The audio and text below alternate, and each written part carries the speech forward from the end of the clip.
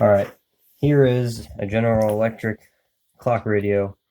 It is an AM only clock radio, meaning that it doesn't have an FM radio, only AM.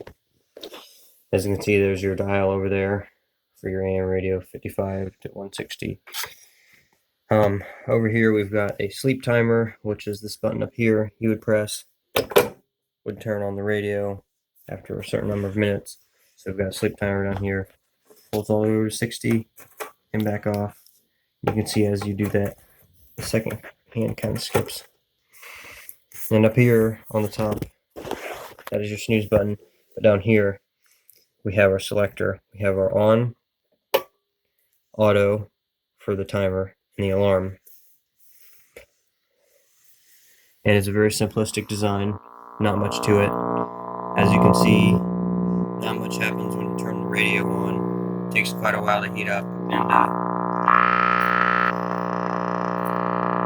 as you can see, when the volume is not up, there's still a crazy amount of noise, so I'm not sure what's going on with it. It's close to getting a signal here, but not quite. It's also possible that there aren't any AM stations in the area currently to pick up, although I doubt that's the case, however. And then this is our top. It does need cleaned off. It's not in the best of shape, but it'll clean up nicely. And we'll get it working eventually. It'll just take some time. So back here on the bottom, we've got the speaker output, and then this right here would be your volume knob, not labeled. But yeah, small things up here. So and it's on the sides. There isn't anything to see there. Very dusty. If you would, I'll go ahead and unplug it here real quick. And we've got the back side here. General Electric. This back is an interlock to prevent dangerous electrical shock due to unfused purpose. To service the tube, spring down the bottom cabinet and snap out. Well, we've done that beforehand, so it'll be easy to come out. This is model C506-B beige. Beige, I think, is in the color. As far as I know, it was a beige, but it may have been discolored throughout the years. We have no idea. So here on the right, you've got your clock mechanism. There's your winding and your electrics in there. Still works. The clock is the part that functions properly. It is able to be set. The alarm can set by pulling out. Sets the alarm.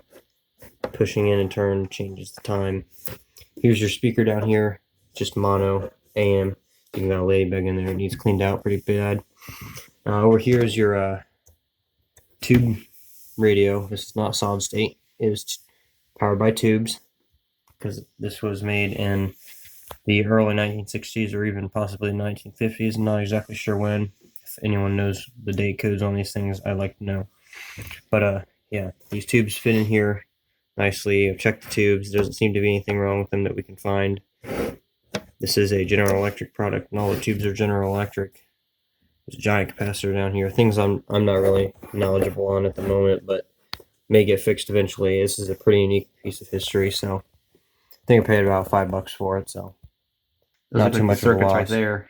There's the circuits that have been soldered in the back, and this is the two AC prongs that on the back of this, as you can see, plugs directly in there. So to reassemble it here, we would just simply press down in the bottom. You'd have to hold up this thing so it doesn't come in the way,